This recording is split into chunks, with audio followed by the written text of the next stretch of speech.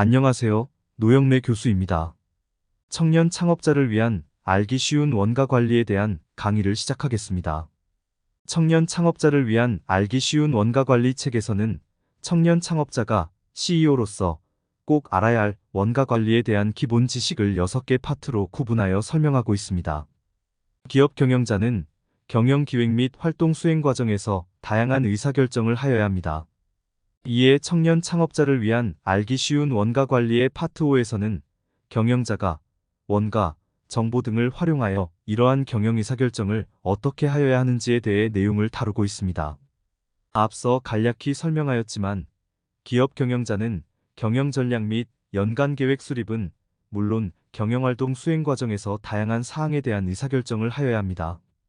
경영자가 당면 과제에 대해 여러 대안을 검토하고 그 중에서 하나를 선택하는 의사결정을 하게 되는데, 파트 5에서는 경영자가 원가 정보 등을 이용하여 이러한 의사결정을 하는 방법과 기준 등에 대해 다루고 있습니다. 청년 창업자를 위한 알기 쉬운 원가 관리에서는 경영자가 마주치게 되는 몇 가지 대표적인 의사결정 문제들을 대상으로 어떻게 검토하고 분석하여 결정하여야 하는지를 설명하고 있습니다. 생산 판매 중인 제품에서 계속 손실이 발생한다면 해당 제품의 생산 판매를 중단해야 할까요? 아니면 계속하는 것이 나을까요? 이 문제를 올바로 판단할 수 있는 해법은 무엇일까요? 신제품을 도입하거나 새로운 시설 투자를 하려고 할 때 어떤 기준과 원칙을 적용하여 판단하여야 할까요? 파트 5에서는 이러한 사안에 대한 분석과 의사결정을 하는 방법들을 설명하고 있습니다. 경영자가 만날 수 있는 어려운 의사결정 중에 하나는 어떤 제품에서 손실이 지속 발생할 때 그 적자 발생 제품을 계속 생산 판매해야 할지 여부입니다. 이에 먼저 기존 제품의 생산 판매 중단 여부에 대한 문제를 어떻게 판단하여야 하는지에 대해 살펴보겠습니다. 지금부터 기업이 적자 제품에 대한 생산 판매 중단 여부를 어떠한 기준과 원칙에 의해 판단하여야 하는지에 대해 살펴보겠습니다. 기업은 여러 가지 제품을 생산 판매하는 경우가 일반적인데, 모든 제품에서 당초 계획했거나 예상했던 수준의 수익을 얻기는 쉽지 않습니다. 그리고 많은 이익을 내었던 제품도 시장 여건의 변화 등으로 수익이 줄어들고 심지어 적자를 낼 수도 있습니다. 경영자는 수익성이 크게 떨어진 상품에 대해서는 그 원인을 다각도로 분석하여 대책을 강구하게 됩니다. 특히 수익을 내지 못하는 적자 제품의 경우 이 문제를 심각하게 고민하게 됩니다. 그러나 판매 가격 조정, 원가 절감 등 다양한 노력에도 불구하고 상황이 개선되지 않는 경우도 있습니다. 이와 같이 낮은 수익성이 지속되거나 손실이 발생하는 제품이 있을 경우 경영자는 이러한 제품들을 어떻게 하여야 할까요? 저수익성 제품이나 적자 제품의 생산 판매를 중단하게 되면 기업 전체의 수익성을 개선될 수 있을까요? 지금부터는 이러한 문제를 분석하고 판단하는 방법에 대해 살펴보겠습니다. 저수익성 또는 적자 발생 제품에 대한 생산 판매 중단 여부에 대한 의사결정 문제에 대한 이해의 편의를 위해 적자 발생 제품의 생산 판매 중단 여부를 어떻게 결정하는지에 대해 살펴보도록 하겠습니다. 경영자는 어떤 제품에서 손실이 지속적으로 발생할 경우, 그 제품의 생산 판매를 중단할 경우 그 제품에서 발생하던 손실을 줄일 수 있을 것이라고 생각하기 쉽습니다. 그러나 이것은 올바른 판단이 아닐 수 있습니다. 경영자가 어떤 제품의 생산 판매 중단 여부를 검토할 때 유의하여야 할 사항들이 있습니다.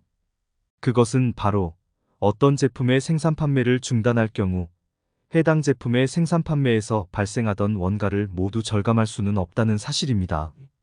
다시 말해 생산 판매를 중단해도 계속 발생하는 원가도 있다는 것입니다. 이를 자세히 설명하면 변동원가는 생산 판매에 비례하여 발생하므로 생산 판매를 중단할 경우 모든 변동원가는 발생하지 않습니다. 다시 말해 변동원가는 절감할 수 있는 원가입니다. 문제는 고정원가입니다. 고정원가는 단기적으로 생산 판매량에 무관하게 일정하게 발생하는 원가입니다. 다시 말해 고정원가는 제품의 생산 판매에 비례하여 늘어나거나 줄어들지 않는 특성의 원가입니다. 이에 고정원가는 제품 생산 판매를 중단하더라도 절감할 수 없는 것이 일반적입니다. 해당 생산 판매 시설 등을 다른 용도로 활용할 수 있는 예외적인 경우에만 절감할 수 있습니다. 따라서 경영자가 적자 제품의 생산 판매를 중단할 경우 기대만큼 손실이 줄어들지 않거나 오히려 기업 전체의 이익에 불리하게 작용할 수도 있습니다.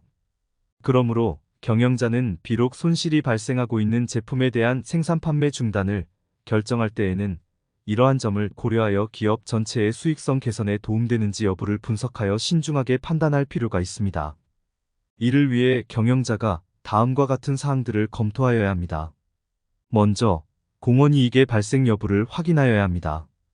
공원이익은 판매 가격에서 단위당 변동원가를 차감한 값입니다. 공원이익이 플러스 값인 경우 해당 제품을 판매할 때 적어도 변동원가보다는 큰 수입이 있다는 것을 의미한다.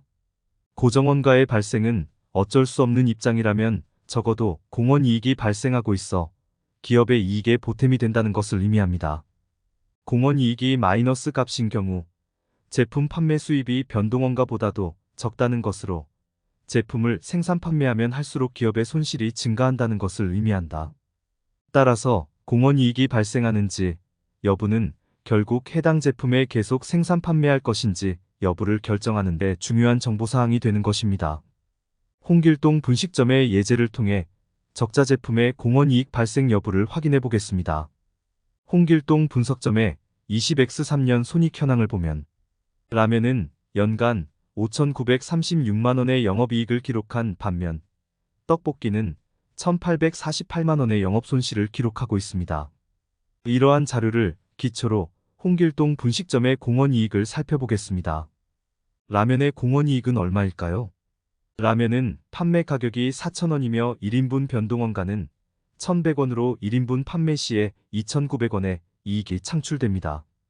이에 연간으로는 41,560인분을 판매하여 총 1억 1,762만원의 공원이익이 발생할 것입니다. 다음은 영업이익이 적자인 떡볶이는 공원이익이 플러스일까요? 아니면 마이너스일까요? 떡볶이는 판매 가격이 3,500원이며 1인분 변동원가는 950원입니다. 이에 1인분을 판매하면 2,550원의 공원이익이 창출됩니다.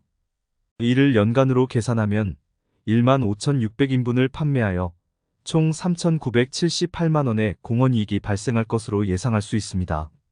이와 같은 상황에서 영업손실을 기록하고 있는 떡볶이의 판매를 중단하면 어떤 결과가 발생할까요? 오른쪽 도표와 같이 떡볶이의 판매를 중단한다는 것은 떡볶이 판매로 기대할 수 있는 연간 3,978만원의 공원이익을 포기한다는 것을 말합니다.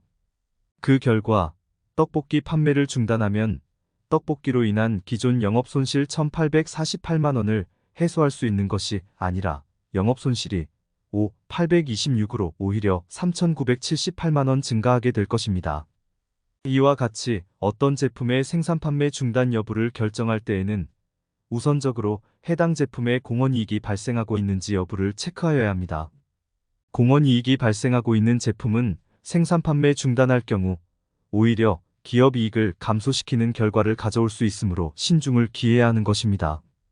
이번 시간에는 제품 생산 판매를 중단할 경우 유의할 사항으로 제품 생산 판매를 중단하더라도 절감하지 못하는 원가가 있을 수 있다는 점을 설명하였으며 적자 발생 제품의 생산 판매 중단에 대한 의사결정을 할 때 고려하여야 하는 사항 중에서 공원이익의 발생 여부를 확인하여야 한다는 의미에 대해 살펴보았습니다. 다음 시간에는 적자 발생 제품의 생산 판매 중단에 대한 의사결정을 할 때 절감 가능한 고정원가와 다른 제품과의 연관성을 어떻게 고려하여야 하는지에 대해 자세히 살펴보겠습니다. 감사합니다.